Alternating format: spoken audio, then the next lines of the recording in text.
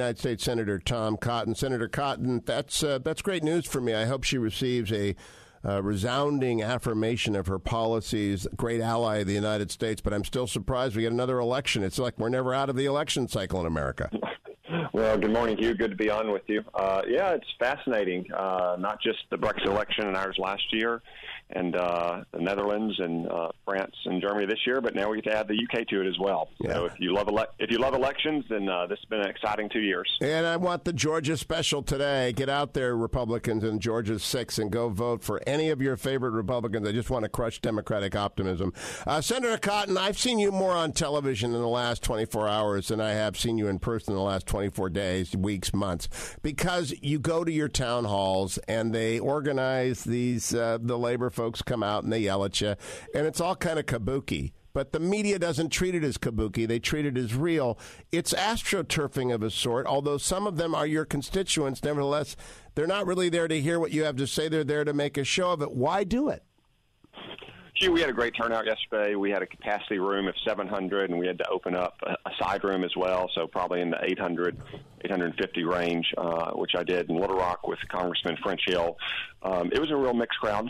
We obviously had some folks there who were from the left, but we had a lot of Tea Party groups that I recognized as well. Whether you're a liberal and you're coming out to support, Planned Parenthood or the Indivisible group, whether you're a conservative Tea Party organization, though, I still represent you in the United States Senate, and I still want to be able to explain to you what's happening and take your questions. Just because you're well organized doesn't mean that you surrender your First Amendment rights. And I think ultimately elected officials are best positioned with their voters when they're listening to them. And it's not just town halls like that. We have a lot of other formats. Today I'm doing a business tour. I'm going to be speaking at the Clinton School tomorrow with its dean. We obviously meet with Arkansans when they come to Washington. So every chance I try to find ways to get input from and talk to Arkansans. And yesterday was just one more example of that. Are there things we don't see? Are there exchanges where people are actually listening? Because when you compress into the best video, it's always people screaming at you. And I'm not sure whether we're seeing what's actually happening.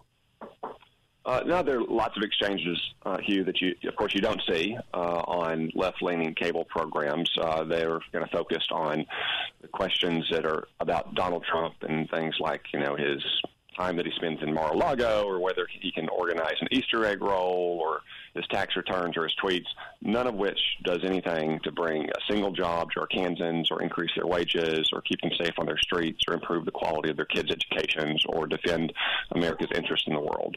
I'd say 4 out of every 5 questions are about those kinds of things. Interesting, and we never see that. Maybe we should just get C-SPAN to cover the whole thing. Let me go to the key issue of the day. The Scotsman reporting today that a South Korean news agency has confirmed that joining the Carl Vinson off the Korean Peninsula will be the USS Ronald Reagan, which ports in Japan, and the USS Nimitz, which is off the Oregon coast, but is now, I guess, steaming to North Korea. What would the presence of 3 carrier groups say to you, Senator Cotton, about how serious the situation is with North Korea right now?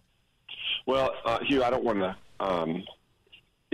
confirm or deny anything until the Department of Defense has made its announcement.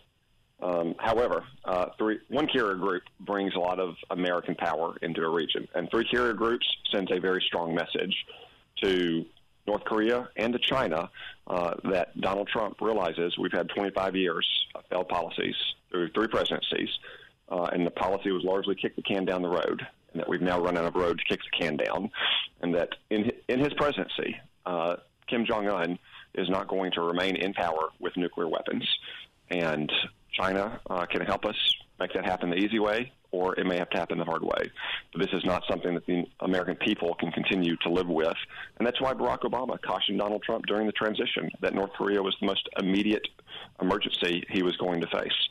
Now, the combination of intercontinental ballistic missile capacity and nuclear weapon miniaturization is what has to concern us, and there will come a time when those lines cross and combine to present a direct threat to American territory.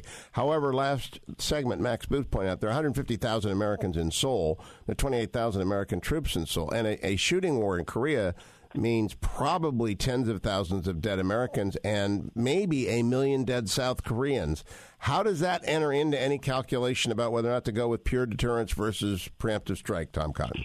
Well, Hugh, you're right that the gravest threat North Korea could pose to the United States is the ability to marry its nuclear technology on a warhead to an intercontinental ballistic missile technology that could then strike the continental United States.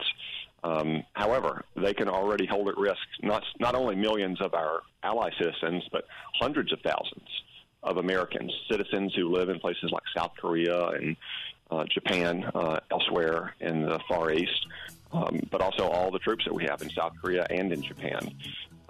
And a lot of that threat comes from conventional artillery. So it's much better for the world if the Kim regime denuclearizes the easy way. And if China helps it along that path. Senator Tom Cotton, always good to talk to you. Thank you for joining me. Look forward to talking to you when you return to Washington next week. Don't go anywhere, America. It's the Hugh Hewitt Show.